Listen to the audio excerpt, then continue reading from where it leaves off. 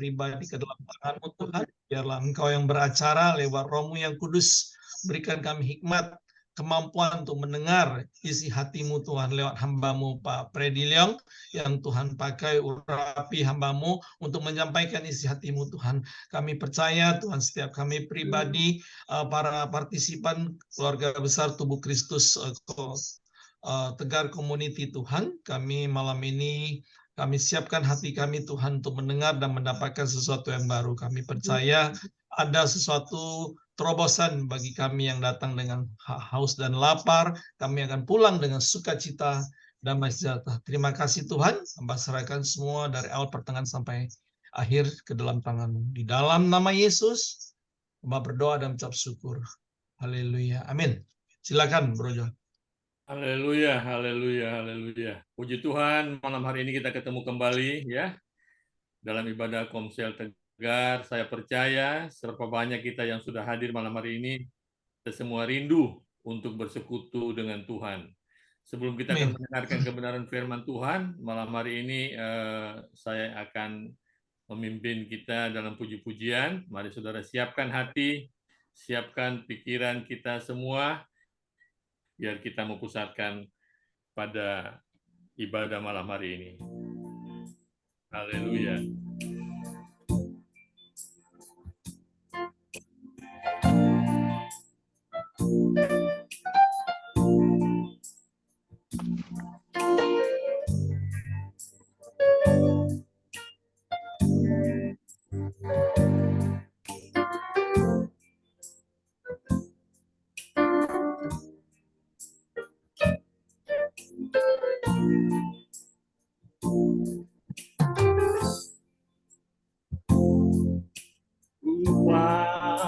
Pada kemuliaan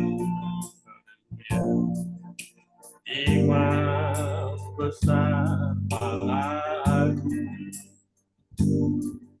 Kaulah pemilik hidup, Yesus Kristus Tuhan.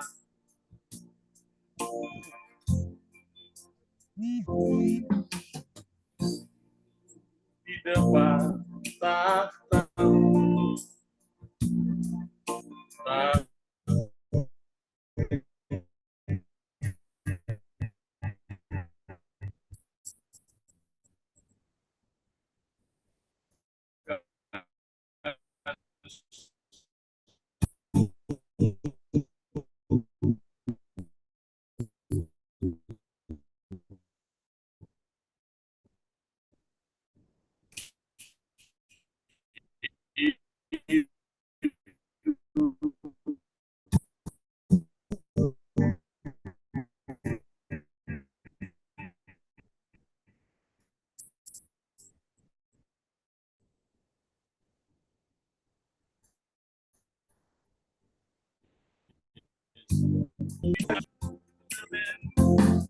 Engkau tinggi, Yesus Kristus Tuhan, Raja yang agung, berkorban bagi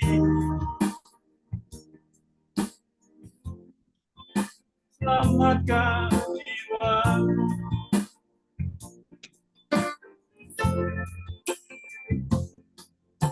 Maka jiwaku memuja, menyembah Sang Raja, Yesus Kristus Tuhan. Amin. Kekal sempurna kuasa-Mu, agunglah karya-Mu. Yesus Kristus Tuhan.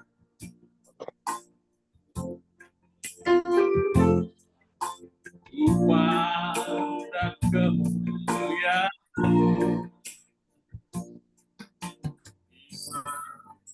besar Maha Agung, Kaulah pemilik hidupku, Yesus Kristus Tuhan.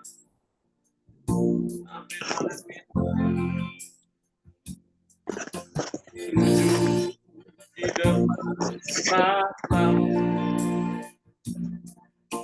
aku kan seluruh hidup dalam tanganmu ada Yesus Kristus Tuhan. Itu bagi jadi host. Tiada satu yang luput dari karya kasih yang mulia. Bagi segala pujian, hormat, kemuliaan.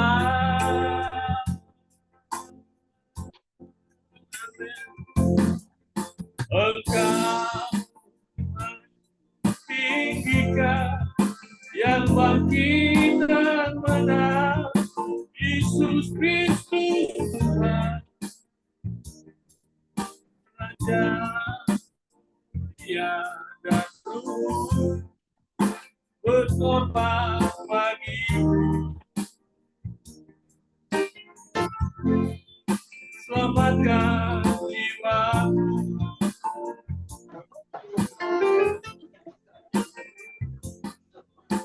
Maka jiwaku memuja, menyembah Sang Raja, Yesus Kristus Tuhan. Kekal sempurna kuasa-Mu, agunglah karya-Mu. Yesus Kristus Tuhan. Maka jiwaku memuja, maka jiwaku memuja, menyembah Sang Raja, Yesus Kristus Tuhan. Kekal sempurna kuasa-Mu, agunglah karya-Mu. Yesus Kristus Tuhan. Yesus Kristus Tuhan. Yesus Kristus.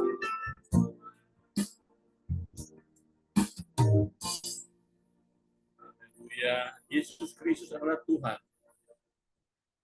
Mata kita akan tertuju kepada Tuhan Yesus Kristus. Haleluya.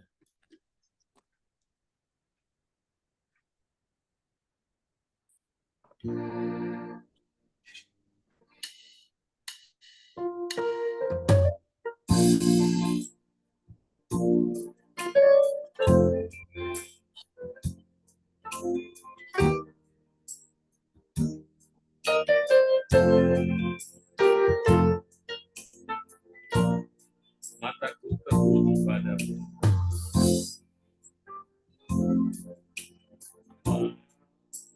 Mataku tertuju padamu.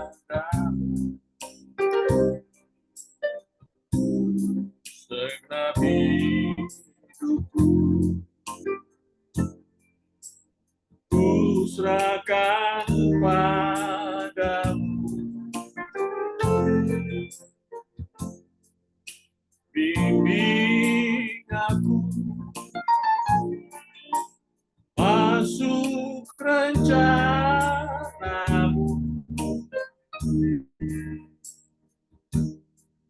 membesarkan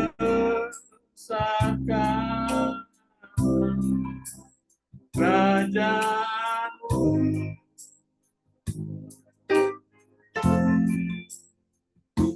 Mau mengikuti kehendak-Mu ya Bapa. Mau selalu menyenangkan hati.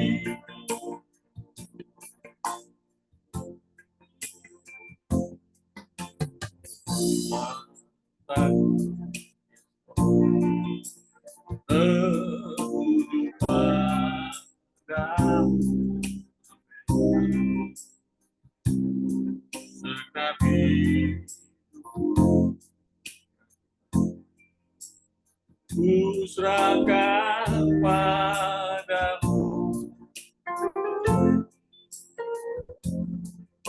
Pimpin aku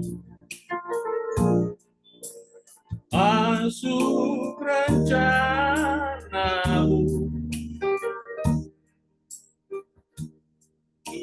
membesarkan kerajaanmu. Haleluya. Mau mengikuti kehendak-Mu ya Bapa. Mau selalu menyenangkan hatimu,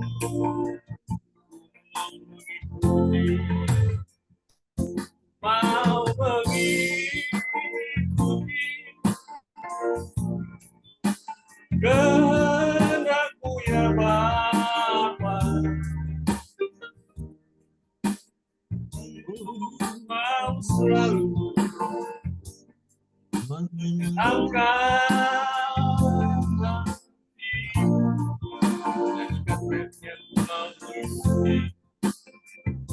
mau mengikuti kehendak-Mu ya Bapa. Mau selalu menyenangkan hatimu,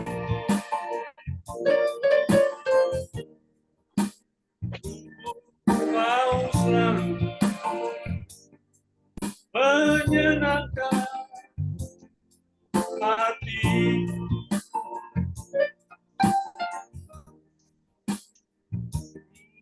mau selalu menyenangkan hatimu. Itulah kerinduan kami Bapa, kami selalu bisa menyenangkan hatimu di hari-hari ini. Amin. Silakan pada host. Baik. Silakan. Terima kasih Pak John. Kita persilakan hambanya Pak Freddy Leong untuk selanjutnya untuk membawa acaranya, melayani kita. Terima kasih.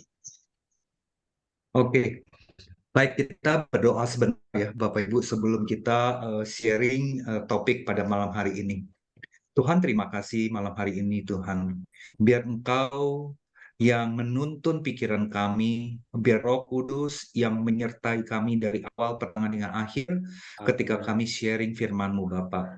Agar apa yang kami dengar Tuhan itu tertanam di dalam hati kami, mendidik kami, menegur kami, dan mengkoreksi kami Tuhan, agar kami akan semakin menjadi murid Kristus sesuai dengan kehendak-Mu Bapa. Tutup bungkus setiap kami dengan kuasa darah-Mu, dalam nama Yesus kami berdoa dan mengucap syukur. Ya saudara, saya izin off cam ya karena masalah internet saya ya. Dan hari ini topik yang saya akan sharing pada Anda semua, topik tentang keluarga, komunikasi di dalam keluarga saudara ya. Bapak Ibu, saya mau mulai diskusi malam hari ini dengan sebuah kalimat. Saudara, kita perlu sadari, dunia di mana kita hidup, itu dalam kondisi yang semakin hari semakin tidak baik. Semakin banyak tantangan, saudara. Semakin kerajaan gelap itu menguasai berbagai aspek kehidupan. Nah, Bapak Ibu sekalian, saudara perlu menyadari polanya iblis ya di dalam muka bumi ini.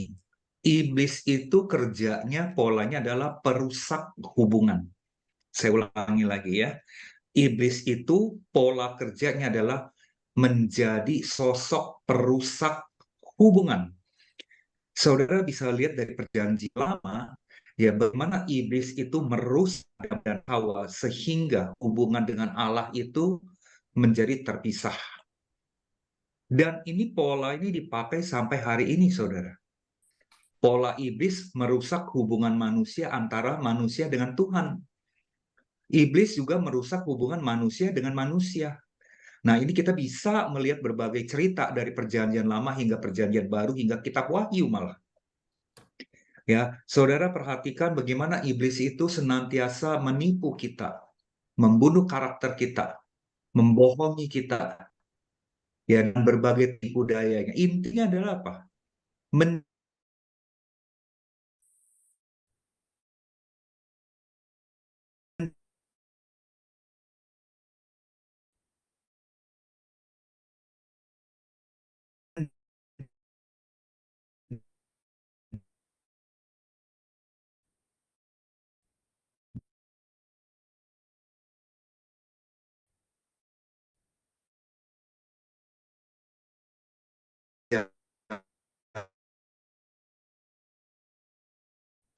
Ini penyakit yang kita udah paham pasti itu terjadi di sekitar kita. Ya, kalau saya detailkan 10 permasalahan manusia di teknologi ini, ya, saudara, banyak sekali yang mengalami gangguan kesehatan mental, miskin, populer sekali. Dikit-dikit saya butuh healing nih. Yang kedua, kecanduan. Kecanduan narkoba, alkohol, judian, seks, sakit dosis keuangan, konflik keuangan. Ya, dari pagi saya di mes doanya Pak Mardi, saya bicara tentang pinjol, pinjaman online. Sangat mengerikan Bapak ya. Ya, permasalahan kekerasan. Saudara kalau lihat media massa ya, orang anak kandung bunuh orang tua, dan berbagai trauma muncul. Ya, meningkatnya bunuh diri ini terutama di negara-negara maju.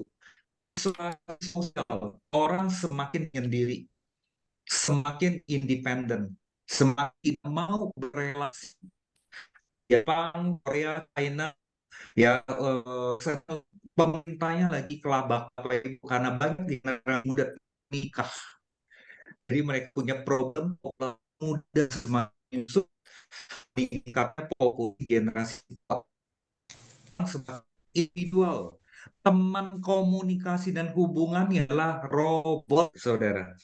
Terutama di Jepang. Ini kan sesuatu yang tidak normal. Sekali lagi, ini sesuai dengan pola iblis. Dia merusak hubungan manusia dengan manusia. Karena manusia diciptakan makhluk berhubungan. Manusia diciptakan adalah makhluk bersosialisasi. Manusia diciptakan adalah makhluk berkomunikasi. Tapi iblis merusak ini lewat tipu dayanya. Saudara, makanya sex doll di Jepang, Korea, pelaku keras. Robot untuk teman ngobrol di Jepang, Korea itu lagi ngetren udah bertahun-tahun, Bapak Ibu. Indonesia masih belum. Tapi saya rasa sih coming soon. Ya, jadi orang semakin menyendiri. Ya, di Jepang ada satu kegerakan ketika lagi ngalami tekanan berbulan-bulan nggak mau keluar kamar, nggak mencari bantuan, hanya mati Bapak Ibu. Yang ketujuh, gangguan identitas. LGBT sangat mengerikan. Bapak Ibu hati-hati ya. Pengaruh LGBT ini menyusupnya pelan-pelan. Kelihatannya ketika kronis. Tahu-tahu dia membawa pasangan yang sejenis. Dan dia mengatakan ini adalah suami saya, ini adalah istri saya. Saudara juga lihat aktif, saudara lihat di sosial media, anak-anak zaman sekarang mengalami kebingungan identitas seksualitas.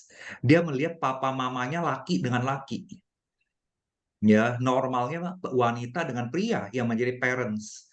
Ini yang jadi parent adalah pria dengan pria. Kasihan banget mereka tuh.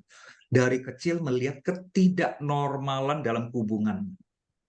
Ya, maraknya pernikahan sejenis. Ya, puji Tuhan Indonesia tidak melegalitas pernikahan sejenis ya, Bapak Ibu.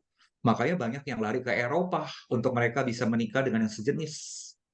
Konflik dalam keluarga, nggak ada habis-habisnya. Komunikasi yang buruk, perceraian, suami yang tidak berfungsi sebagai seorang ayah, disfungsi sosial dalam keluarga. Lalu tuntutan kerja yang berlebihan, standar kerja yang dipacu terus ke tingkat yang lebih tinggi. Ya, saudara, kalau lihat kehidupan orang Jepang, Korea, wow, orang China itu mereka dari kecil belajar itu bisa 12-14 jam, Bapak Ibu. Dipacu prestasi, prestasi, prestasi, sehingga membuat mereka tuh merasa hidupnya kosong, kesepian, kecemasan. Ini problem, saudara. Nah, tujuan saya membawakan sharing firman hari ini, ya mungkin saudara udah tahu gejala dunia seperti ini. Tujuannya adalah apa? Mengingatkan kembali kepada kita sebagai orang tua, sebagai parents. Mungkin saudara udah yang jadi opa, oma. Saudara bertanggung jawab mengedukasi, mendidik anak-anak saudara, bahkan cucu saudara, tentang pentingnya menjaga hubungan di dalam keluarga. Karena iblis merusak manusia lewat hubungan. Saudara perlu sadari hal itu. Kita lihat ya, saudara, ini adalah sebuah skema ya bicara tentang rusaknya keluarga di era modern ini. Ya, keluarga dikatakan adalah sebagai salah satu agen penunjang tumbuh dan kembang anak. Saya ulangi ya, dikatakan dalam gambar ini keluarga adalah agen penunjang tumbuh dan kembangnya anak. Namun menurut penelitian John Bradshaw, 96% keluarga di dunia ini memiliki sifat toksik atau bisa digolongkan sebagai keluarga yang toksik. Keluarga yang toksik itu Bapak Ibu, komunikasinya nggak baik, suami istri hubungan nggak bagus, diem-dieman, mungkin nggak bercerai, tapi komunikasi nggak nyambung, nggak bisa dari hati ke hati, orang tua dengan anak juga perang dingin, ya tidak ada hubungan yang hangat, ya ngomong sedikit udah pasti berantem, itu toksik.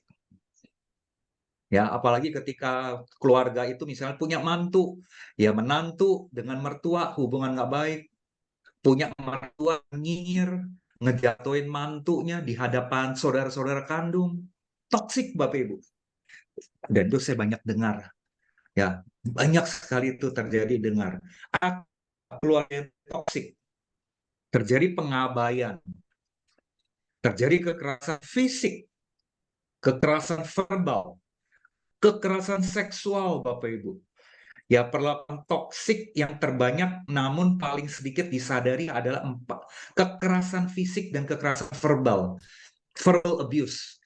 Dengan perkataan menusuk, ya, menusuk pasangan kita, menusuk anak-anak kita. Ya, padahal Tuhan menciptakan orang tua adalah figur otoritas. Apa yang dikatakan, apa yang dikerjakan, apa yang ditiru akan dilihat dan ditiru oleh anak walaupun itu negatif. Bayangkan ya saudara, kalau itu terjadi mereka sejak kecil, remaja hingga dewasa muda, maka dia akan menjadi seperti kita yang ikutan toksik nantinya. Tumbuh kembang anak menjadi negatif. Ya, dampaknya ada dampak fisik. Ya, fisiknya apa Bapak sekalian? Migrain, penyakit MAH, penyakit GERD gitu Bapak Ibu sekalian. Autoimun. Itu dampaknya tuh. Ya, dampak emosional, dampak kepada perilaku. Nah, Bapak Ibu sekalian, ada sebuah fakta mengatakan gini, 4 dari 5 anak menolak memutus hubungan dengan keluarga walaupun toksik. Anak maunya Bapak Ibu, orang tua itu akur, orang tua itu solid hubungannya. Anak tuh maunya gitu. Tapi ketika anak mendapatkan perlakuan toksik dari orang tuanya hingga mereka dewasa muda, nah ketika dia dewasa nih Bapak Ibu, titik baliknya, dia menjauhi orang tua. Maka banyak sekali ya kita mendengar di berita-berita anak yang ngebunuh orang tua. Yaitu di Indonesia loh Bapak Ibu. Nah, kemudian hal yang lain, ini saya kutip dari sebuah berita ya Bapak Ibu, kaitan dengan toxic gadget. Ya, gara-gara kecanduan gadget dan game online, 118 anak di Jawa Barat harus diobati di rumah sakit jiwa. Bapak Ibu kalau mau tahu ini lebih lanjut, lihat di YouTube deh. Ya, kecanduan internet masuk ke rumah sakit jiwa, dari hari ke hari semakin banyak pasiennya. Ya, di Cisarua, Bapak Ibu, itu ada rumah sakit jiwa yang spesial menampung rehabilitasi anak-anak dan anak-anak remaja yang kecanduan games online atau internet. Pertanyaannya, orang tuanya di mana? Ya, orang tuanya ngapain aja sampai anaknya kok bisa kayak begitu? Nah, di sini ada berita lagi, LGBT yang makin meresahkan di Indonesia. Ya, dikatakan Bapak Ibu, ya, percakapan-percakapan, video-video, gambar-gambar di sosial media tentang gay, terutama ya Bapak Ibu, ini ada sebuah penelitian yang dilakukan 10 September hingga 9 Oktober tahun 2021. Hanya 1 bulan ditemukan ada 7.700 lebih percakapan di seputar gay. Dan ini terjadi mulai dari anak-anak SMP dan SMA. Saudara perhatikan ya, dunia tidak baik Bapak Ibu sekalian. Dunia itu semakin rusak. Ya, dan iblis semakin merusak sekali lagi lewat hubungan di dalam keluarga. Ini berita hari ini Bapak Ibu, saya lihat baca di detik.com. Menkominfo mengatakan, kita ini sedang mengalami darurat judi online. Dan banyak anak-anak yang jadi korban. Ya, jadi saudara perlu update ya, yang terjadi kita bikin kita semakin takut, tapi semakin kita waspada. Ya mungkin keluarga saudara masih baik aja, tapi saudara firman Tuhan selalu menasehati kita, waspada, waspada. Iblis itu bekerja seperti ya singa ngaum-ngaum yang siap untuk menghancurkan kita. Ya, nah saudara, kebenaran firman Tuhan mengatakan apa tentang keluarga ya Bapak Ibu. 1 Timotius 5 ayat 8 mengatakan, tetapi jika ada seorang yang tidak memeliharakan sanak saudaranya, apalagi seisi rumahnya, orang itu murtad dan lebih buruk dari orang yang tidak beriman. Saudara, ini firman sangat keras loh Bapak Ibu.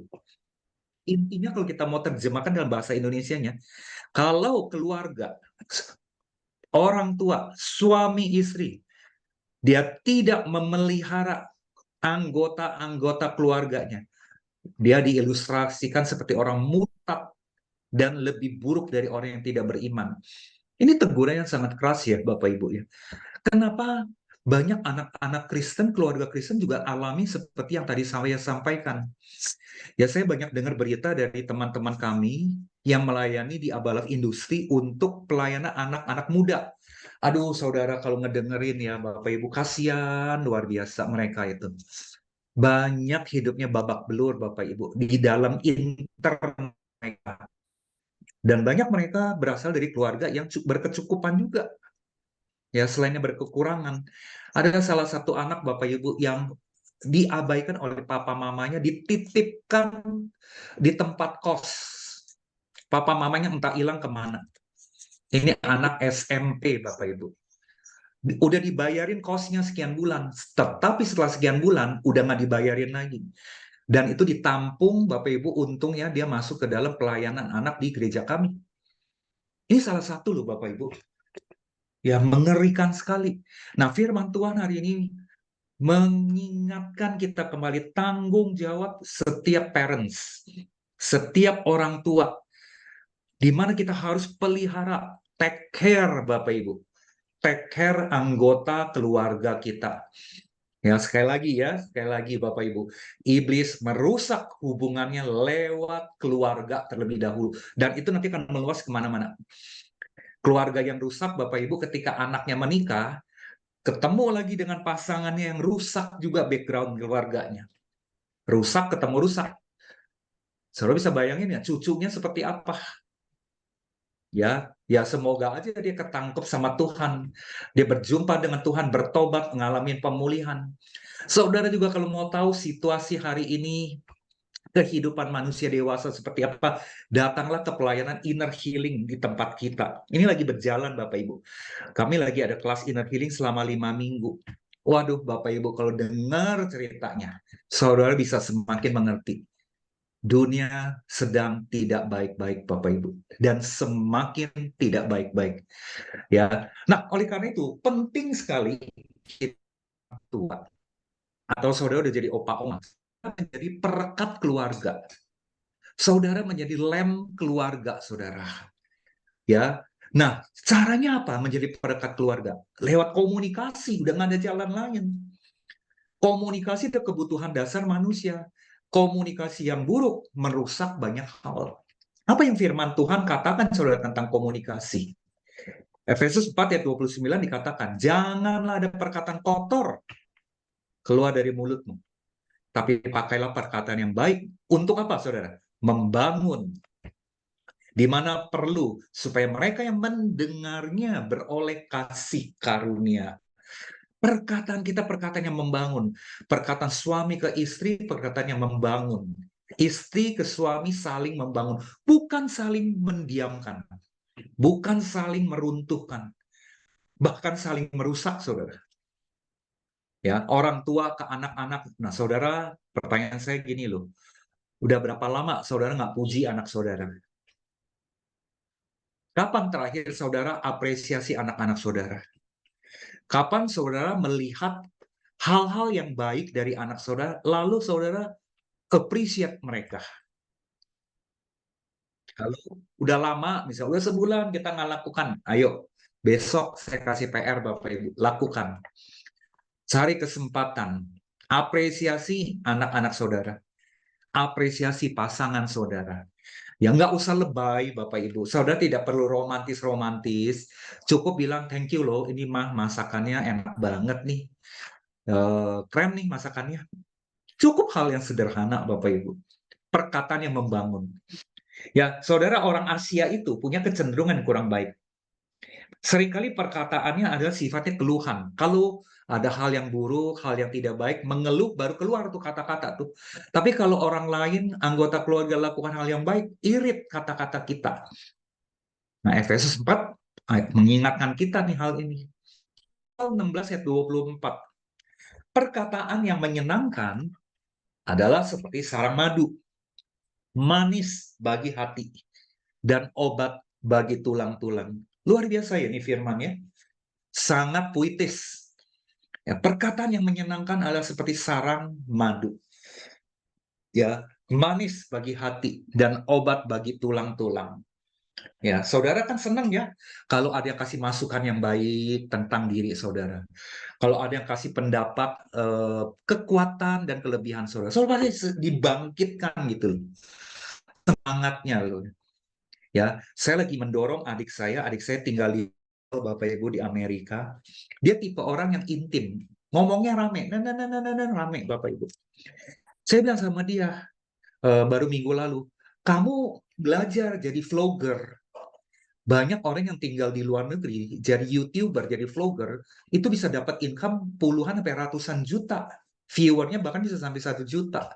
Kamu cerita keunikan-keunikan di negeri di mana kamu tinggal. Ya, saya kasih contoh video-videonya yang tinggal di China, tinggal di di Jerman, saudara yang tinggal di Ukraina. Contek aja. Dan saya bilang kamu itu punya kemampuan bicara yang sangat bagus loh. Saya yakin kamu pasti bisa kalau kamu mau belajar. Lalu dia bilang, wow, I'm so appreciated katanya. Thank you ya. Ya aku mau belajar. Nah, contohnya seperti itu Bapak Ibu. Ya coba kita mulai belajar praktek hal yang menyenangkan kepada orang lain. Ya saya bisa bilang sama Pak Minardi juga, Pak Min, saya mau appreciate Bapak setia, begitu setia mengawal tegar ya pertemuan konsel tiap minggu, nggak henti-hentinya Pak Min, Pak John gitu ya, ngingetin teman-teman untuk ada di dalam konsel di Tegar. Nah orang kan ngomongin kayak gitu seneng kan Bapak Ibu, bukan kritikan, bukan keluhan terus-menerus. Setuju nggak Bapak Ibu sekalian? Kalau saudara setuju, ketik angka 1 coba. Ya, kita mau lebih lagi mempraktekkan perkataan-perkataan yang baik kepada anggota keluarga kita, kepada teman kompak kita, kepada siapapun yang kita jumpai. Yang setuju coba ketik angka 1. Kita mau praktekkan Amsal 16 ayat 24, Efesus 4 ayat 29 ini. Ya, Coba Bapak Ibu cari opportunity, cari kesempatan untuk menghargai orang, untuk menguatkan orang, untuk meneguhkan positif-positifnya orang. Ya baik itu anak kita, pasangan kita, atasan, karyawan, partner bisnis kita. Jadi selalu gitu loh saudara, antena saudara dinyalain. Ya, menabur kebaikan. Kan menyatakan kebaikan dengan perkataan nggak perlu bayar ya Pak. Ya, nggak perlu bayar. Tapi saudara, orang yang mendengar, wow, akan dikuatkan. Amsal 25 ayat 11. Perkataan yang diucapkan tepat pada waktunya adalah seperti buah apel emas di pinggan perak. Saudara, masih banyak loh kutipan-kutipan di ayat firman Tuhan yang bicara tentang pentingnya perkataan yang positif kepada orang lain. Ya, kita mau membangun orang lain. Kita bukan mau, banyak orang tua terus terang Bapak Ibu, menghancurkan moral anak, menghancurkan confidence level anak. Banyak orang tua yang tidak menyadari, menghancurkan keberhargaan anak. Saya sangat banyak menjumpai hal itu Bapak Ibu. Ya, intinya begini loh. Kita udah babak belur lah. Waktu dulu kita juga dibonyok-bonyokin ya. Tapi jangan dong lakukan itu kepada anak-anak kita lagi. Setuju Bapak Ibu? Ya, nah, jadi jaga perkataan. Ya, saya akan secara cepat ya Bapak Ibu. Ini cuma mengingatkan kita semua 10 faktor yang merusak komunikasi dalam keluarga. Saudara boleh catat sih. Faktor yang mana dari 10 ini terjadi di dalam keluarga saudara. Nah, bukan hanya tahu, tapi tujuan saya adalah, yuk, kita sama-sama belajar. Kita sama-sama berubah. Ya, memang kita semua nggak sempurna. Nggak ada yang kita sempurna. Nggak ada dari kita semua ini malaikat, Bapak Ibu. Semua kita banyak kekurangan. Tapi kita mau belajar. Kita mau belajar lebih baik. Ya, saudara, 10 faktor yang merusak komunikasi keluarga. Ketidakjelasan dalam komunikasi. Kalau ngomong tuh nggak jelas. Sehingga kita, orang lain tuh, anak, suami, pasangan, menjadi berasumsi. Ya, ketidakmampuan kita mendengar dengan aktif. Ini parah Bapak Ibu yang nomor 2 ini. Banyak kita itu tidak punya keterampilan menyimak perkataan orang lain. Kita cenderung orang lain ngomong, otak kita itu udah berasumsi-asumsi. Ya, saya bertahun-tahun ini juga banyak belajar mendengar. Ya, sehingga saya cenderung kalau di dalam kelompok pun saya mendengar dulu sudut pandang dia. Saya pengen tahu sisi dia apa sih. Baru terakhir saya berkomentar. Ya, saya banyak melatih diri juga, saudara, untuk melatih mendengar. Kritik yang berlebihan. Ayo, siapa di sini yang kalau ngomong kritiknya itu betul-betul tajam sekali? Kurangnya pemahaman emosional. Kita tuh kurang paham perasaan orang lain. Main jebret aja, Bapak Ibu. Ya, komunikasi nonverbal yang negatif. Jadi kalau kita ngobrol dengan pasangan, dengan anak, gestur tubuh kita, wajah kita itu nggak nyenengin. Nah, ciri-cirinya yang nomor 5 ini ya Bapak Ibu. Anak-anak tuh kalau ngumpul dengan orang tua tuh pada males. Ya, kalau bisa ngejauhin orang tua deh. Ya, males kalau ketemu gitu loh. Nah, ini yang nomor 5 nih Bapak Ibu. Ya, selanjutnya, kurangnya waktu bersama karena saking sibuknya. Sekalinya waktu bersama ribut lagi. Ya, kritik-kritik lagi.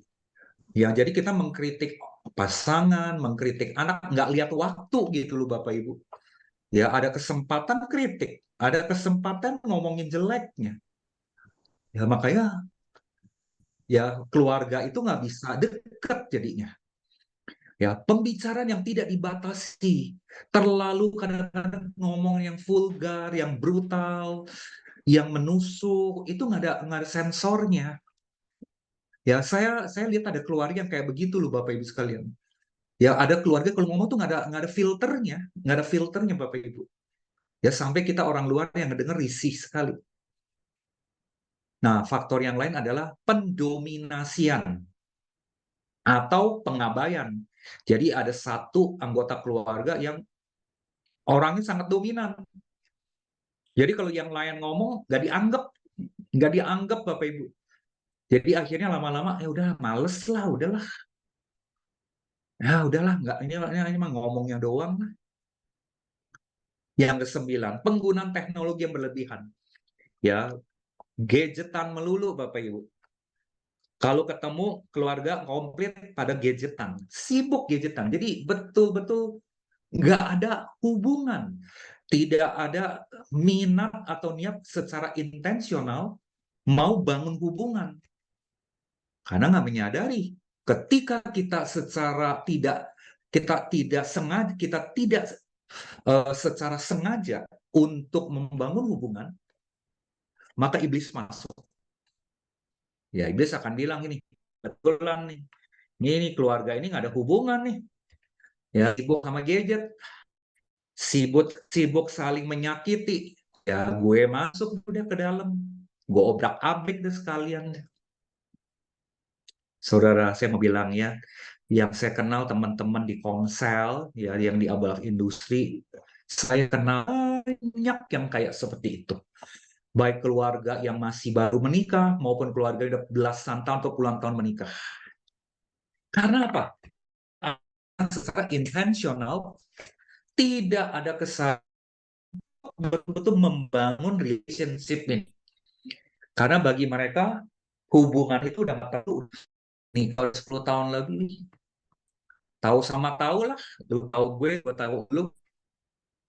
Ngomong 5 menit juga berantem, udah nggak usah lah. Ya, sama-sama diem aja udah. Kalau ketemu udah kita lihat gadget aja.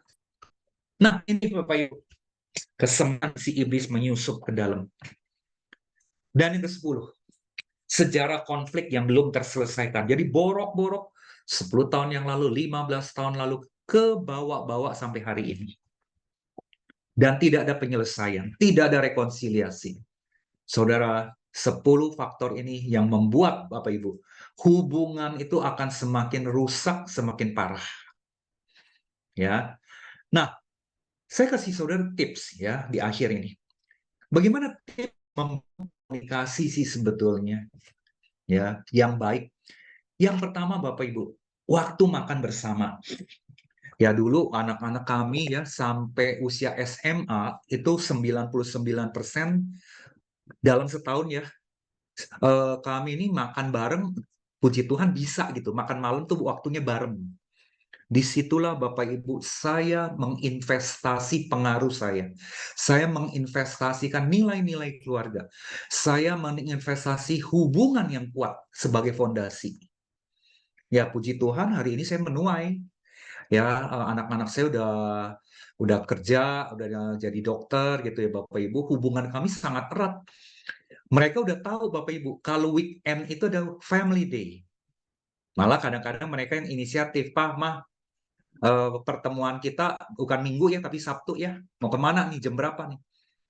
Jadi mereka yang menyiapkan waktu Bapak Ibu. Ya, jadi saudara makan bersama itu adalah waktu yang kita ngobrol. Jangan waktu makan bersama itu saudara mengkritik, ya, menyatakan kesalahan, ngebahas kasus tentang anak, tentang pasangan, tentang kerjaan. Saudara, makan bersama adalah waktu yang terbaik investasi hubungan.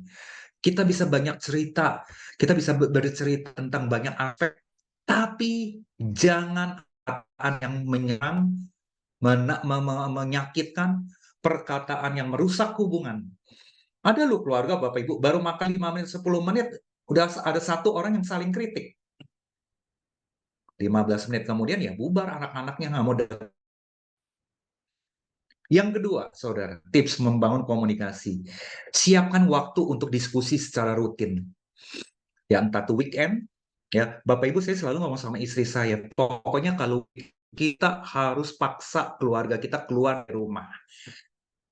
Entah kita kemana. Nanti di mobil kita ada banyak kesempatan diskusi. Di mobil kita bisa ngobrol A, B, C, D. Nanti kalau kita di mall, di food court, di restoran, kita bisa banyak bahas apapun. Itu udah sarana mahal, apalagi kalau anak-anak udah dewasa ya saudara. Momen yang mahal, kita investasi hubungan. Karena terus terang kalau kami di keluarga juga bisa kejebak ketika udah sampai di rumah, di kamar masing-masing, gadgetan masing-masing. Ya, nggak dipungkiri loh saudara, era kita sekarang, ya semua kita terfokus pada gadget. Makanya perlu make a time. Anda perlu make the moment gitu loh Bapak Ibu. Investasi relationship, komunikasi. Yang ketiga, ritual ngobrol sebelum tidur. Ini terutama buat anak-anak saudara yang masih di bawah SMA kelihatannya ya. Atau SMP Bapak Ibu. Cari waktu setengah jam, ya goleran di kasur, di ranjang mereka, ngobrol A, B, C, D, segala macam. Nah, anak-anak kami udah dewasa ya Bapak Ibu, kadang-kadang saya atau istri saya masuk ke kamar anak-anak. Ya kita ngobrolnya 15 menit, 20 menit gitu loh Bapak Ibu. Jadi sekali lagi, relationship itu perlu disengaja, perlu di hubungan itu tidak terjadi otomatis Bapak Ibu. Saudara, sobat baik-baik ya pernyataan saya yang ini ya. Ketika kita tidak sengaja membangun, tidak intentionally bangun hubungan, membangun komunikasi, maka iblis akan ambil alih kesempatan itu. Saudara setuju? Kalau setuju ketik 1 lagi. Saya ulangi ya, ini pernyataan penting. Ketika kita jadi orang tua, intensional, menciptakan hubungan, menciptakan komunikasi dalam keluarga kita, maka iblis akan ambil alih hal itu.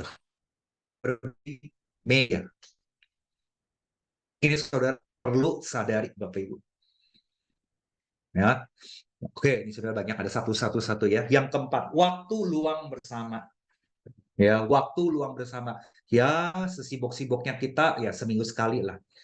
Ya, kami semua sibuk. Saya punya agenda, istri punya agenda, anak-anak saya juga punya agenda masing-masing. Ya, Bapak Ibu sekalian. Tapi kita set up aturan main. Saudara perlu set up aturan main. Ya, saya ngomong sama istri saya sejak anak-anak kami masih SMP sih. Saya ngomong sama anak-anak saya bilang begini. Ini masih kecil loh mereka loh Bapak Ibu. Ya pokoknya nanti kalian kalau udah dewasa, udah menikah nih ya. Papa mama nggak minta uang kalian. Tapi papa mama minta waktu kalian seminggu sekali aja. Minimal. Kita ketemu, kita kumpul, kita ngobrol ya dengan pasangan kalian, dengan anak-anak kalian. Ya, papa cuma minta waktu kalian seminggu sekali. Kalau kalian sibuk, minimal. Jadi saudara, aturan main itu perlu di set up. Kebiasaan itu paling bagus sedini mungkin. Ketika anak-anak masih SD, SMP ya. Nah kalau universitas kan agak repot. Rata-rata kalau universitas anak-anak udah keluar kota, keluar negeri. Tapi karena kalian dilatih sejak kecil, Bapak Ibu, nanti kembali mereka dari luar negeri, habit itu udah pasti terbentuk deh.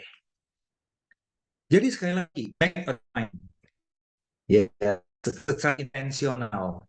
Dan kelima, diskusi terbuka tentang pasangan mereka. Ya, jadi saudara kalau lihat anak saudara lagi murung, lagi diam, saudara coba, ayo masuk ke hatinya mereka, memahami perasaan mereka. Bukannya menghakimi, tapi kita selami perasaan mereka, apa yang sedang mereka rasakan. Ya, saya anak saya ngebuka dia punya perasaan kalau dia lagi sedih. Ini sih salah satu yang adalah kamu sedih banget pulang ke rumah itu. Ya, Popo Pungkung, mereka kan papa mama Popo Pungkung. Nggak tahu tuh. Sedih sendirian, ngatasin sendirian, gitu. Karena di sekolah dibully segala macam. Saya buka cerita saya dulu tentang saya lewat perjalanan hidup saya di masa lalu. Bapak Ibu kita sangat ampuh. Ya, ketika kita ngomong itu, kita ceritakan tentang diri kita yang pernah ngalamin kayak dia. Kita tolak. Kamu lagi ngalamin nggak seperti papa dulu? Itu biasanya gampang banget kebuka, Bapak Ibu. Nah, jadi artinya, ya saudara, artinya Bapak Ibu, kita jawab sekali lagi, membangun jembatan komunikasi. Ketika jembatan komunikasi ini terbentuk, tahap kedua, kita masukkan firman Tuhan. Kita masukkan nilai-nilai kehidupan ini. Saudara, sekali lagi, kalau orang tua yang investasi nilai-nilai kehidupan dan firman pada anak-anak, maka orang lain yang akan ambil alih, maka iblis yang akan ambil alih. Ulangan ayat 6 sampai 7, ini ayat populer. Apa yang kuperintahkan kepadamu pada hari ini, haruslah kau perhatikan. Haruslah engkau mengajarkan berulang-ulang ke anak-anak dan membicarakannya apabila engkau duduk di rumah, engkau sedang dalam perjalanan, apabila engkau berbaring, dan apabila engkau bangun. Ini intinya dan all the times lah intinya. Ya, sesering mungkin. Intinya sesering mungkin menanamkan hal ini. Ya, nah firman ingetin kita. Hal ini bisa jadi ketika kita siapkan rel keretanya dulu. Rel keretanya itu adalah hubungan dengan anak. Kalau hubungan atau rel keretanya tidak terbentuk, gerbong apapun kita bisa taruh di atas rel kereta itu untuk mencapai tujuan. Tapi rel kereta ini nggak terbentuk, Bapak Ibu. Hubungannya nggak terbentuk. Apapun yang kita katakan sebagai orang tua, mereka nggak mau gubris. Saudara bisa bayangin ya, kalau ini udah terjadi ke anak saudara, dan anak saudara suatu saat menikah, udah dewasa, dia udah punya pasangan hidup, saya mau tanya Bapak Ibu, dia kan semakin menjauhi kita nggak? Apalagi kitanya nggak berubah ya, kitanya nggak berubah sebagai orang tua, maka akan semakin jauh, semakin jauh. Nah, pertanyaannya yang terakhir, apa yang harus dilakukan kalau hubungan udah rusak? Ya, udah rusak gitu ya, udah terlanjur rusak. Saudara, percaya sama saya deh, di dalam Tuhan tidak ada kata terlambat. Lebih baik terlambat daripada semakin rusak. Ya, Yesus menebus kita di kayu salib, dia menggantikan lemah menjadi yang kuat, yang sakit menjadi sehat, Bapak Ibu. Ya, hubungan yang rusak digantikan dengan pemulihan, tetapi Bapak Ibu, mulai dari mana? Mulai dari saya, mulai dari kita dulu. Kitanya dulu Bapak Ibu yang berbenah diri. Ya, lalu nanti satu persatu anggota keluarga kita bisa dimenangkan. Ya, oke, saya sampai di sini dulu ya Bapak Ibu. Intinya adalah, ayo secara intensional, secara sengaja, secara dengan niat yang kuat, bangun hubungan dalam keluarga saudara. Kalau nggak mau diambil alih oleh, ya, baik, saya kembalikan kepada ya, thank you.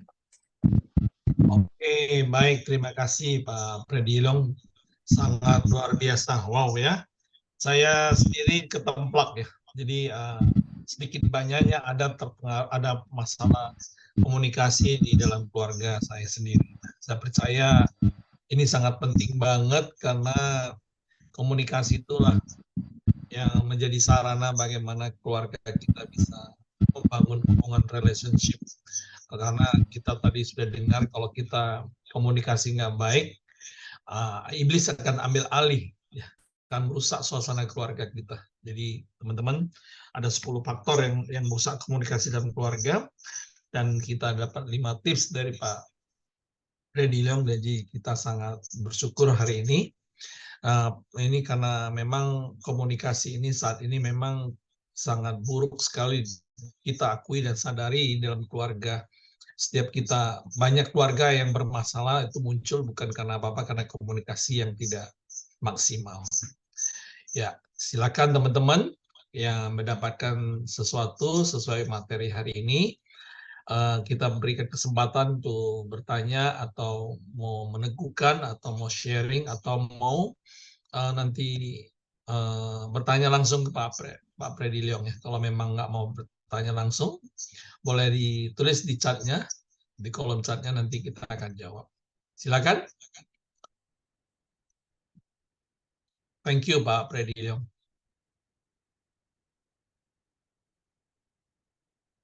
Mungkin ada yang mau bertanya?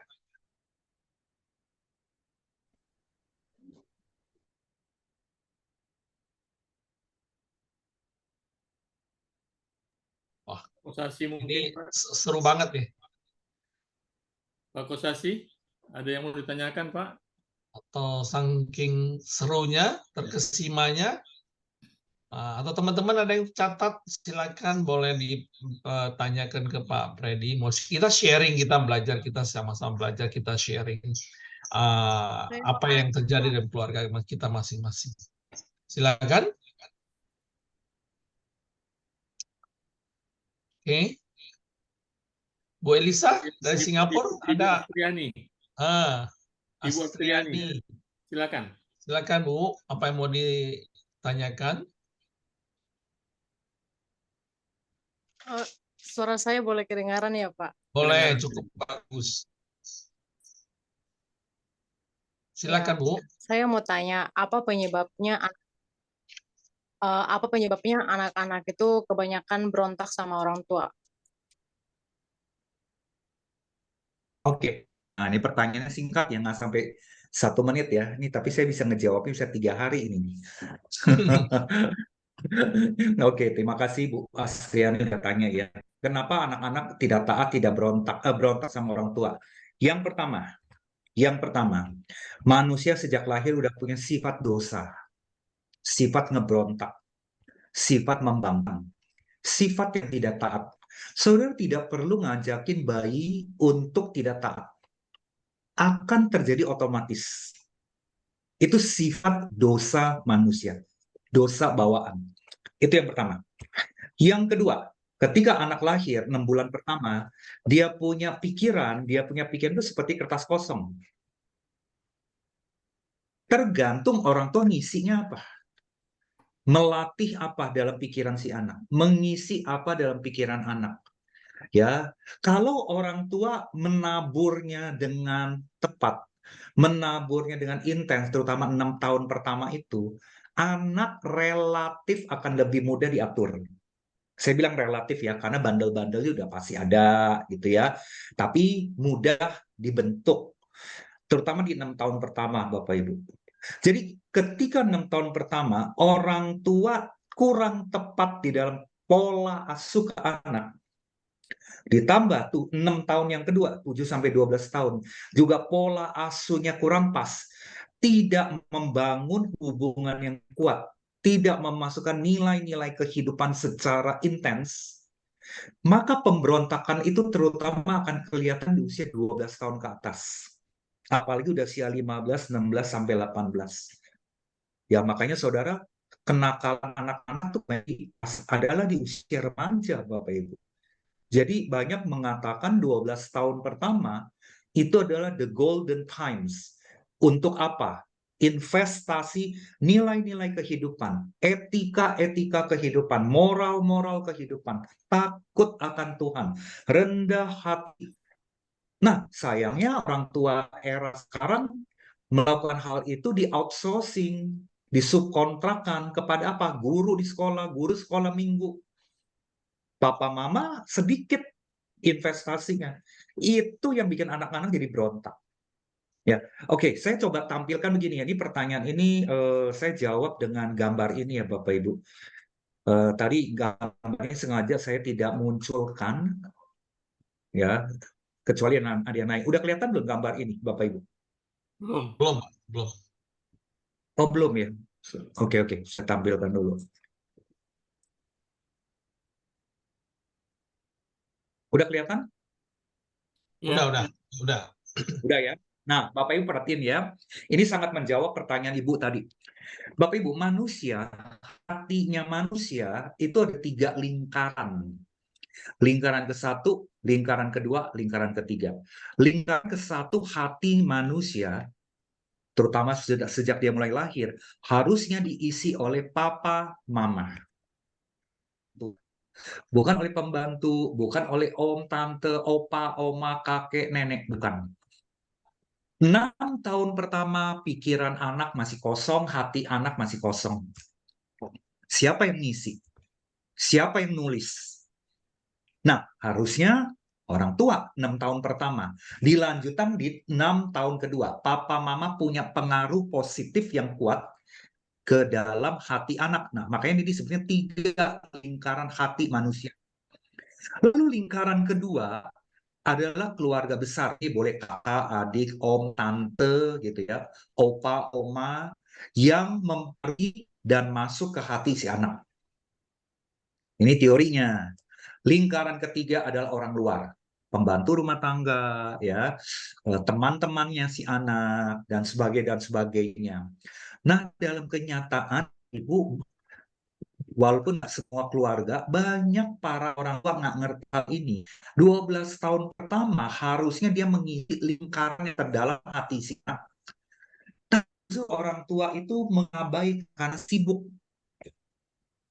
Maka lingkaran yang terdalam hati si anak itu papa mama nggak ada.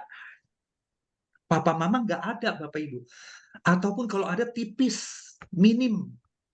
Yang ngisi apa? ART, asisten rumah tangga, opanya, omanya. Wah, saya banyak banget konseling yang kayak gitu, Bapak Ibu.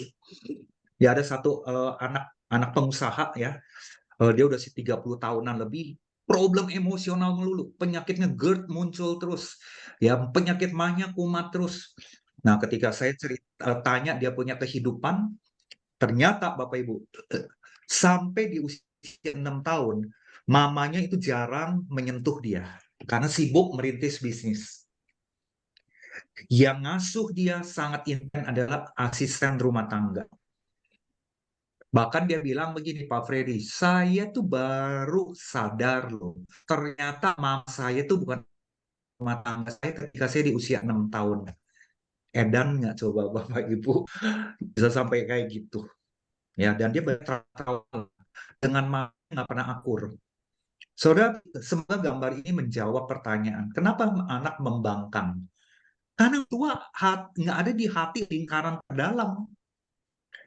Papa mama di lingkaran terluar, Bapak Ibu.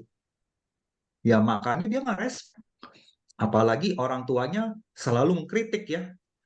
Kurang memeluk, kurang merangkul, kurang meneguhkan, memberikan kata-kata positif, dan sebagainya. Ya. Oh, Bapak Ibu sekalian, karena saya banyak berkecimpung di dalam dunia parenting, ya di dalam dunia keluarga, Bapak Ibu, saya itu menciptakan sebuah kartu dan ini kami udah jual secara komersil. Kalau Bapak Ibu tertarik ya, ini saya menciptakan sebuah kartu yang namanya Connecting Card Games. Ini kartu-kartu yang untuk memicu untuk ngobrol dengan anak sampai ke detail-detailnya. Ya, jadi lewat kartu permainan ini sifatnya permainan. Ya, ada 25 kartu untuk papa mama, ada 25 kartu untuk anak ngejawab. Ya, manfaat dari kartu ini adalah apa? Ortu supaya makin kenal anak, anak makin kenal ortu. Lewat kartu ini juga kita bikin aturan main dalam keluarga, bahkan kita mengingkap berbagai kesalahpahaman, mengakrabkan hubungan orang tua dengan anak. Jadi kartunya itu Bapak Ibu ambil satu kartu, di situ ada satu pertanyaan topik untuk diskusi. Nah, topik itu yang kita ajak ngobrol. Saudara bisa mainkan kartu ini ketika di mobil, ketika di mall, di food court, lagi makan, di rumah, lagi traveling, lagi di villa, misalnya gitu ya. Nah, Bapak Ibu, ini saya ciptakan adalah tujuannya saya banyak mendengar orang tua bilang gini, saya nggak tahu lu Freddy, kalau mau ngobrol sama anak mau ngobrol apa lagi ya? Apalagi ada orang tuanya bilang, Freddy, kamu udah berulang-ulang ngomong, menanamkan nilai-nilai, Nilai-nilai apa ya, Freddy? Nah, saya ciptakan kartu-kartu ini. Ini tujuannya men-trigger, memicu Bapak Ibu, percakapan. Ya, jadi di sini saya sebut dengan deep talk with your children. Fun games. Nah, Bapak Ibu kalau Anda rasa butuh ya, mau bangun komunikasi dengan anak-anak, Anda bisa beli di Tokopedia. Nah, ini adalah linknya ya, tokopedia.com Joshua Store. Anda bisa screenshot ya. Saya juga bikin untuk Komsel sih Bapak Ibu, edisi untuk Komsel. Kami bikin 3 edisi untuk leadership di kantor-kantor, bagaimana setup aturan main di dalam tim, membangun hubungan dengan tim, ya termasuk di edisi Komsel ya. Oke, semoga menjawab pertanyaan Ibu ya, Ibu Asriani ya. Silakan balik lagi ke host. Pastor Freddy, itu cardnya itu untuk umur berapa itu? Mulai dari 7 tahun udah bisa diajak main. usia 7 tahun. 7 tahun ke Sampai atas sampai sampai umur berapa? 20 tahunan lebih. Pokoknya sebelum dia menikah masih bisa dipakai itu. Ya, jadi 7 tahun sampai 20 tahun lebih. Ya, di situ banyak pertanyaan-pertanyaan untuk memicu diskusi dengan anak. Tapi ingat ya, kartu ini kan sifatnya fun. Jadi hindarilah kritik-kritikan, menjatuhkan gitu ya. Termasuk ada pertanyaan gini di kartu ini. Ini pertanyaan anak kepada papa mama. Menurut papa mama, hal positif apa yang ada di diri saya yang membuat bangga papa mama? Itu ada pertanyaan kayak gitu tuh. Nah, kita kan jarang kan ngomong-ngomong yang gituan. Deep conversation dengan anak-anak kita. Nah, lewat kartu-kartu ini, ya ini memicu, membantu lah para orang tua ya. Oke, jadi bisa sampai 20 tahun ke atas. Ya, oke, saya kembali lagi ke Pak Min. Oke, thank you, luar biasa ya. Jadi mudah-mudahan connecting card ini banyak membantu anak-anak generasi sekarang, khususnya keluarga yang kurang komunikasi. Saya pikir ini sangat brilian ini, ide munculnya connecting card, karena ini bisa menjawab salah satu sarana problem kita sekarang, komunikasi. Sementara anak-anak sekarang kan suka bermain. Jadi ini bisa, saya juga penasaran nih, pengen beli ini buat anak dan buat cucu juga. Tapi umur 7 tahun ke atas ya Pak Freddy ya? Iya, tapi kadang-kadang ya Pak Min, anak usia 5 tahun, 6 tahun itu dengan pertanyaan atau topik yang kita sederhanakan, itu mereka juga udah bisa nangkep sih. Nah, Bapak Ibu kalau anaknya baru di bawah 7 tahun, kalimat di kartu itu Bapak Ibu perlu sederhanakan di level usianya mereka. Ya, ya contoh juga ada seru Bapak, buat yang profesional ya. Jadi ada leadership juga, saya lihat juga ada untuk ya, ya buat di korporat ya, di perusahaan-perusahaan ada edisi leadership, edisi komsel, edisi papa mama dengan anak. Nanti saya lagi mau ciptakan edisi mindset Pak Min. Mindset ya, jadi mindset yang benar, mindset yang salah. Karena banyak orang nggak tahu mindset yang benar tuh seperti apa sih, terutama dalam hidup dan dalam kerja. Nah, ini kami lagi proses edisi yang keempat. Di dunia apa ya, marketplace ya, mindset sebagai entrepreneur. Terutama marketplace. Ya, dunia kerja ya. Bisnis networking itu perlu ini. Iya. Oke. Ini ada Bu Yani ya. Teman-teman, ada lagi yang mau bertanya atau? Salam Pak. Ya, dengan siapa? Salam. Ya, dari Bu Ginting, Ibu Ginting dari Singapura. Oh ya, silakan Ibu. Ini peneguhan dan sekalian kesaksian. Terima kasih Pak Freddy atas bahannya hari ini luar biasa. Oke, saya sudah 25 tahun berumah tangga. Nah, 5 tahun pertama ya itu apa yang Bapak katakan tadi semua soal komunikasi, ada waktu makan untuk keluarga ya, itu kami lakukan. Tetapi 5 tahun pertama itu aku tahu suami saya ada istilahnya kalau pergaulan antara bapak-bapak atau ibu-ibu itu namanya katanya mereka main cantik Pak.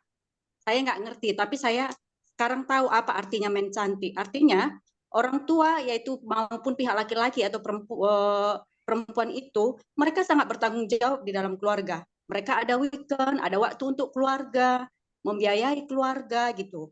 Tapi ternyata di luar sana dia ada selingkuh, main cantik istilahnya. Oke, 5 tahun pertama itulah yang aku hadapi. Nah, tapi di dalam ada pergumulan itu, saya juga tetap berdoa agar bertahan karena saya tahu rumah tangga saya terlalu muda untuk bercerai dan saya tidak pernah punya niat untuk bercerai. Oke, 5 tahun pertama saya lalui, saya berharap suami saya berubah. Jadi saya pada saat itu mungkin sekali aja ada marah dengan suami saya. Kenapa kamu melakukan perselingkuhan? Ya, memang dia suka berjudi, Pak, suka mabuk. Jadi dia bilang, biasalah pergaulan begitu ya. Jadi saya tetap harus kuat, saya bawa dalam doa, berharap dia berubah. Nah, masuk ke dalam 10 tahun pertama perkawinan. Jadi yang berubah saya, seperti yang Bapak bilang tadi, bahwa itu kita dulu harus memulihkan diri kita sendiri. Karena betul Pak, saya juga suka membaca ya, majalah-majalah wanita, katanya kalau ada masalah di dalam keluarga, Ayo kita yang berubah. Oke, aku jalani sampai 10 tahun. Betul Pak, tidak ada perubahan. Yang berubah adalah dia bangkrut. Kenapa? Ya wajar saja kalau sudah selingkuh. Ya untuk orang tua kita di sini, baik itu wanita ataupun laki-laki, selingkuh itu pasti akan menyebabkan bangkrut. Pasti. Itulah adalah upah dosa. Nah, oke, saya bertahan 10 tahun mendidik anak saya masuk karena dia sudah bangkrut, saya mulai harus belajar mandiri dan lepas dari dia. Saya membuka usaha sendiri dengan cara pernah saya ceritakan dengan cara memakai SDM yang ada di sekitar saya dan usaha itu maju. Oke, masuk ke 15 tahun, masuk ke dalam 15 tahun masa pernikahan. Nah, 15 tahun masa pernikahan anak-anak bagus dalam sekolahnya ya, saya pertahankan walaupun ada sedikit badai gelombangnya dan usaha saya juga maju. Nah, apakah suami saya tidak berubah? Tetap tidak berubah, tapi tetap saya harus menerima dia, mendoakan dia dan masuk ke 20 tahun masa pernikahan. Dalam 20 tahun ya, 20 tahun ini saya tidak usah ceritakan bagaimana air mata saya terus mengalir, tetapi aku percaya janji Tuhan, air mata pasti dirangkai menjadi sebuah mutiara. Aku yakin dan aku menguji Tuhan sebetulnya. Dan benar, janji Tuhan, firman Tuhan itu hidup. 20 tahun saya bertahan dan berjalan bisnis saya, suami saya bukannya makin berubah, dan saya pernah tanya sama Tuhan, Tuhan, apakah Tuhan mendengarkan doa saya? Tapi kira-kira jawabannya begini, oh mungkin suami kamu tidak berubah, tapi anak kamu lengkap, sehat, begitu ya. Jadi 20 tahun itu Pak, saya terus melakukan investasi kebaikan, dan akhirnya anak saya tamat SMA, mereka bilang, Ma, kami sudah melihat Mama begitu tertekan, jadi oke, Mama tinggalkan aja kami sudah besar, tinggalkan kami karena Bapak nggak mungkin berubah. Nah, pada saat itulah saya berangkat ke Singapura, Pak. Jadi 20 tahun masa perkawinan saya berangkat ke Singapura, ya mungkin itu adalah caranya Tuhan, karena begitu saya sampai di Singapura ya Pak, COVID datang. Nah, jadi kata anak-anak, kalau Mama tadi tetap di Medan, mungkin rumah makan harus tutup karena COVID. Nah, itu mungkin cara Tuhan menjawab doa saya selama 20 tahun. Nah, apa maksud saya berkata seperti itu?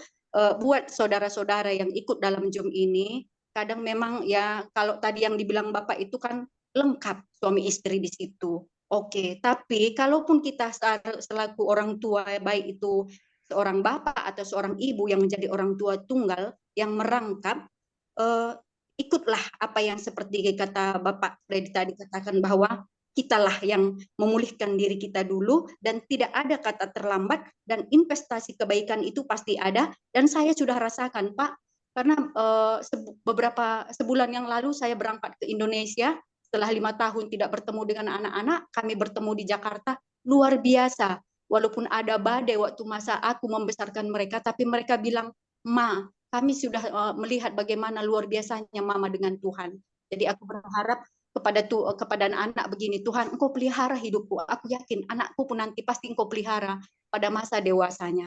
Jadi itu sekedar peneguhan buat teman-teman yang pada saat ini mungkin tidak bisa sepaham dengan istri ataupun suami. Dan satu lagi, maaf, ada ibu siapa ya, Elsie sini yang fisioterapi, saya butuh nomor ibu Bu, karena anak saya butuh fisioterapi di Jakarta, karena kebetulan anak saya 6 bulan masa PKL di Jakarta Bu. Nanti tolong kasih nomor WhatsApp-nya ya. Thank you. Wow, kesaksian yang luar biasa ya. Mantap ya. Ya, luar biasa. Karena Ibu punya Tuhan, Bu. Jadi Ibu kuat. Amin.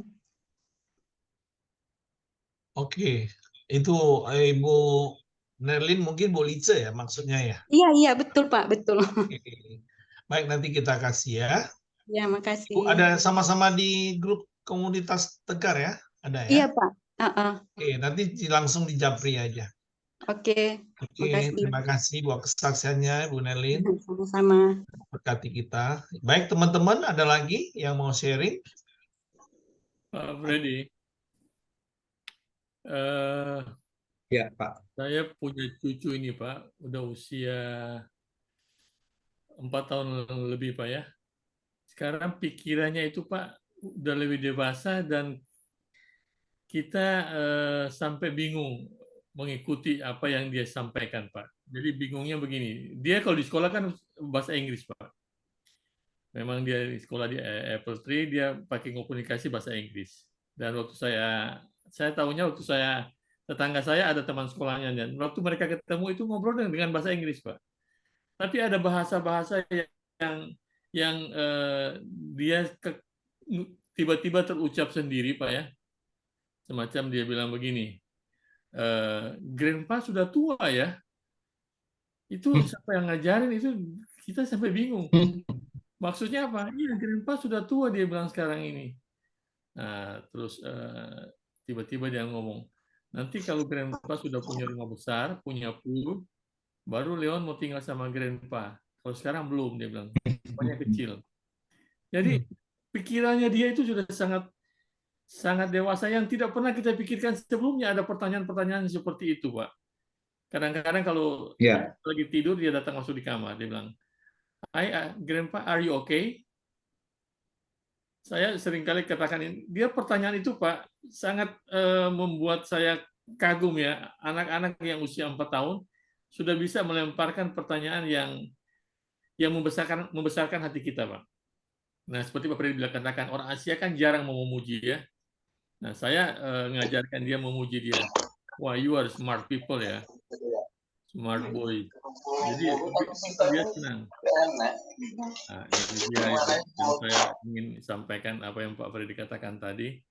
Ini sangat perkembangannya sangat luar biasa cepatnya, Pak. Tidak kita bayangkan, kita umur-umur yang seperti dia dulu kan tidak pernah ada kata-kata yang begitu. Saya tanya ini dapat dari mana kata-kata begini? Awalnya bilang itu ini nonton YouTube.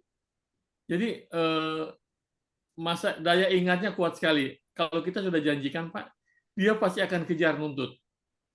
Kita ngomong satu aja dia kejar itu kata-kata itu untuk dia tuntut. Nah ini Pak Freddy perkembangan zaman atau apa ini Pak yang terjadi saat ini? Thank you. Ya, jadi Bapak Ibu, anak-anak sekarang seperti Pak John bilang sangat kritis, sangat cepat menyerap sesuatu. Ini kesempatan, apalagi baru di 4 tahun, 5 tahun. Isi sebanyak-banyaknya, terutama kebenaran firman Tuhan. Karena itu yang menjadi fondasi Bapak Ibu, moralnya dia nanti ketika dia dewasa. Jadi ketika dia kritis, dia banyak bertanya, dia lagi banyak menyerap anak-anak sekarang, ayo isi sebanyak-banyaknya. Ya kalau saudara adalah opa omanya ya, nah saudara bisa kasih kesempatan juga anak-anak saudara juga kasih tahu anak-anak Anda untuk mengisi sebanyak-banyaknya. Ya, termasuk ini Pak John, generasi usia 20-an sekarang. Wah, kalau udah di dunia kerja tuh kritis-kritis. Sangat kritis-kritis. Jadi memang milenial dan generasi Z, terutama generasi Z ya. Ya generasi Z kan kira-kira usia 25, 26. Itu di dunia kerja itu rata-rata kritis-kritis dan kreatif. Nah, jadi sebetulnya kualitas orang Indonesia itu semakin membaik ya di generasi muda. Cuma otak kritisnya ini diisi oleh siapa, diisi oleh apa. Nah, itu loh yang kita perlu perhatiin. Ya. Oke, thank you Pak John. Setuju banget peneguhannya. Oke, thank you. Mungkin tadi ada Bu Marta mau bertanya, silakan. Di sini ada Ibu Yani Landa yang ada Yani ketik di Landa chat. ada. Ya, ada ketik di chat nih. Ya, terima kasih atas kesempatan yang diberikan. Saya mau bertanya, masih seputaran tentang apa ya, tentang anak. Bagaimana caranya kita memberikan satu pemahaman yang baik untuk anak yang broken home, karena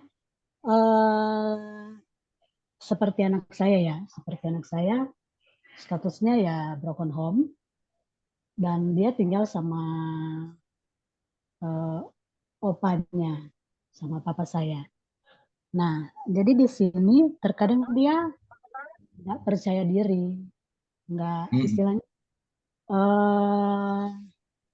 dia nggak percaya diri lah karena dia nggak ada yang istilahnya yang support dia bikin kegiatan apa di sekolah, kegiatan apa pokoknya dalam setiap kegiatannya dia, saya sebagai ibunya tidak bisa support dia, apalagi bapaknya juga ya macam sudah putus hubungan dengan dia, nggak tahu.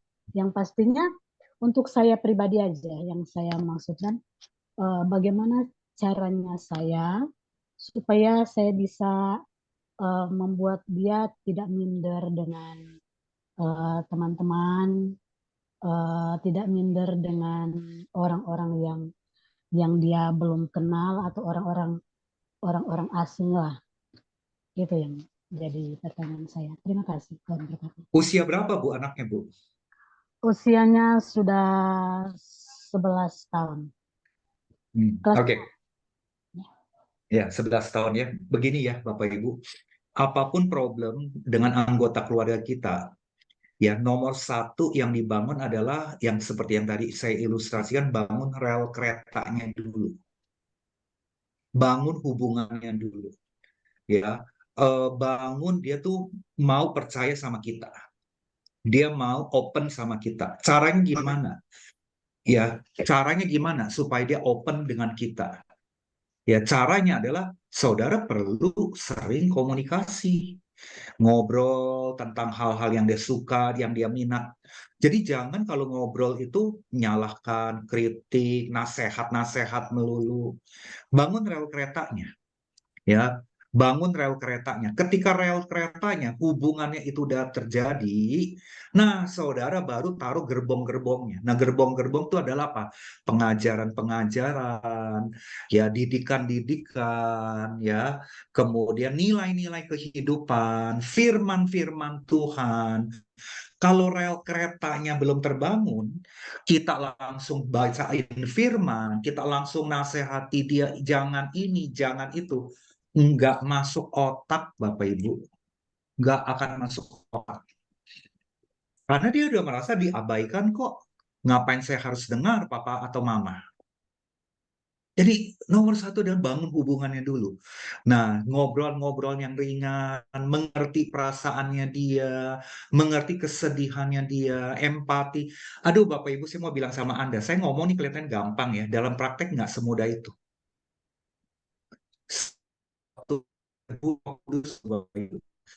Untuk mulut ini nggak gampang kritik, nyalahin, nasehat.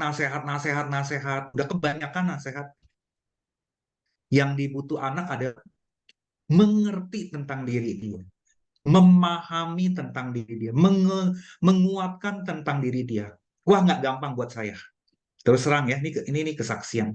Saya butuh Roh Kudus loh Bapak Ibu. Jadi saya sering ngobrol sama Roh Kudus, sama Tuhan. Tuhan, saya mesti ngomong apa ya? Saya nggak mau sampai perkataan saya salah nih, menghancurkan rasa percaya diri dia.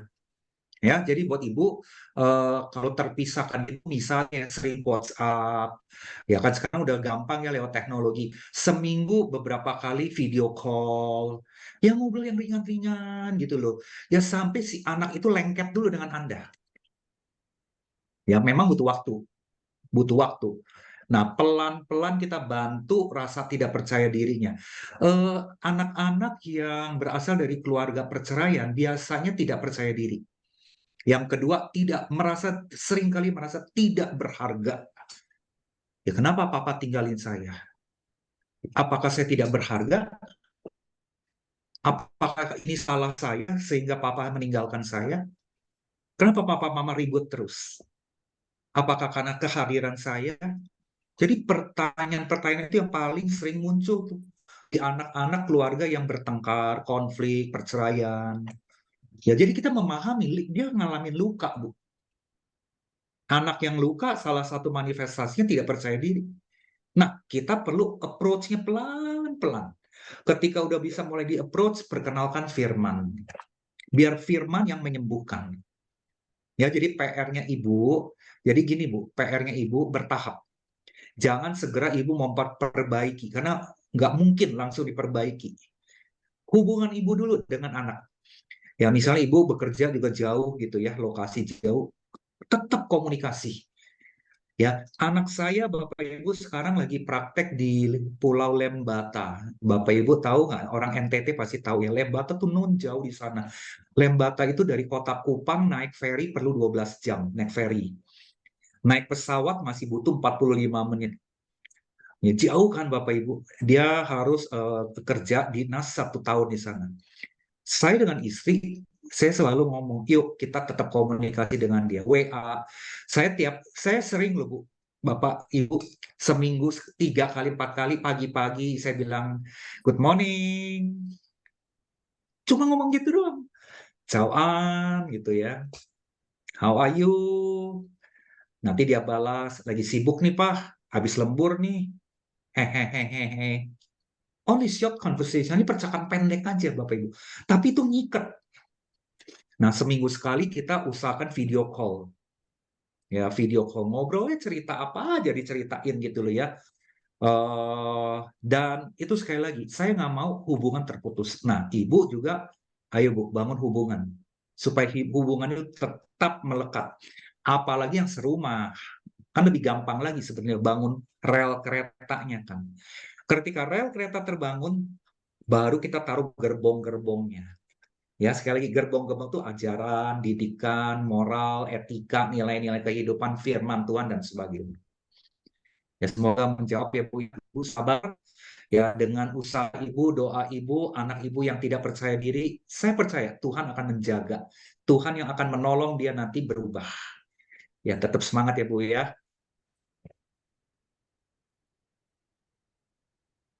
Oke, thank you.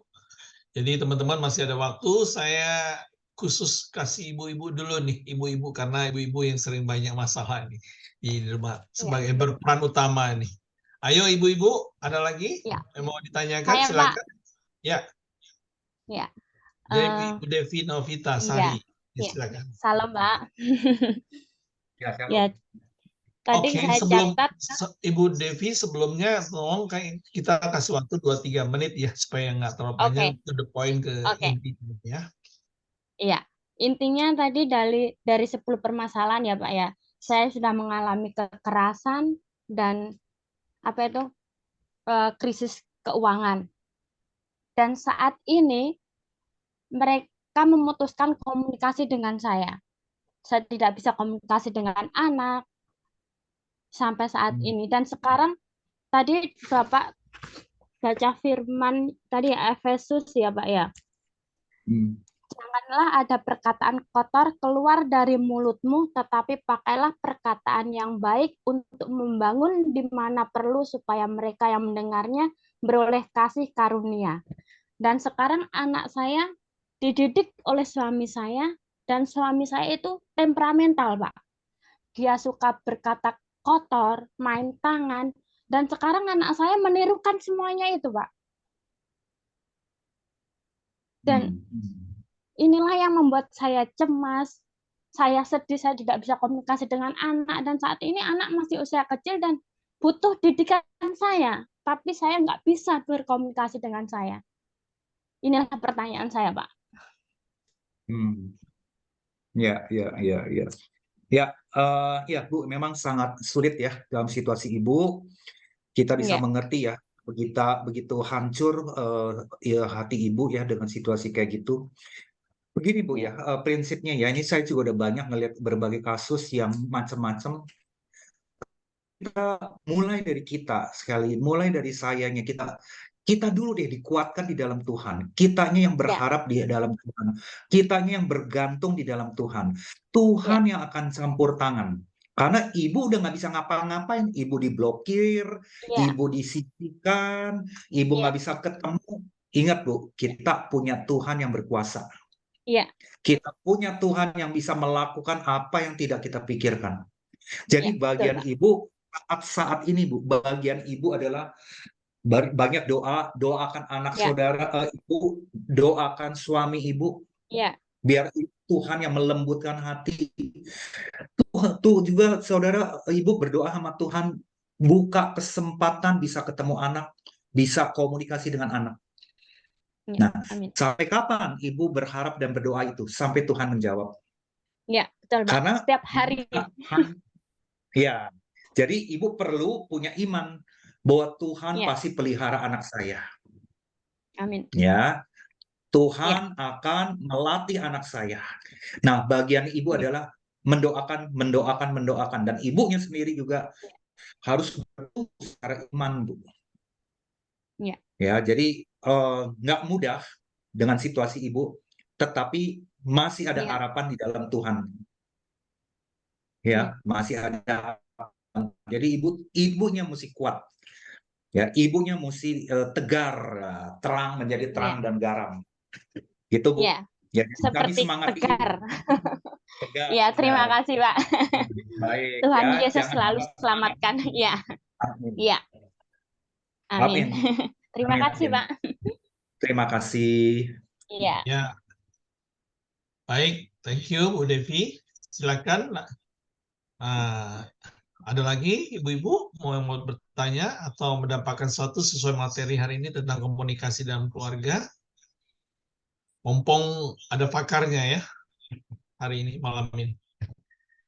Baik, Bu Lica mungkin? Ada, Bu? Bapak, kalau dengar cerita Bu Devi dengan Bu Yani, ya nggak ada beda dengan saya. Cuma bedanya, seperti yang Pak Freddy bilang, kita harus menjadi teladan ya Pak. Bicara panjang lebar, kalau teladan kita nggak memperlihatkan ke anak hal yang baik, anak juga nggak akan mau dengar kita. Saya berusaha bikin waktu, walaupun ada perceraian dengan papahnya, saya tidak mengajarkan anak-anak membenci papanya. Saya selalu bilang kalau ketemu papa tetap hormat, cium tangan, apa. Sampai akhirnya anak-anak dewasa sekarang di usia 18-19 tahun bisa melihat sendiri. Kita nggak perlu ajarkan keburukan. Ternyata dengan semua kelakuan papanya di masa lalu, yang kalau di Islam bilang zolim, anak-anak bisa melihat bahwa mamanya nggak pernah jelek-jelekin gitu, papanya. Dan saya selalu bawa doa, semua hal dalam kehidupan kami selalu berusaha berserah, dan secapek apapun saya, walaupun saya udah terapi 6 orang, 11 orang, satu orang itu perlu 1,5 sampai 2 jam, saya lelah. Tapi saya selalu berusaha bikin waktu untuk anak, untuk berbicara.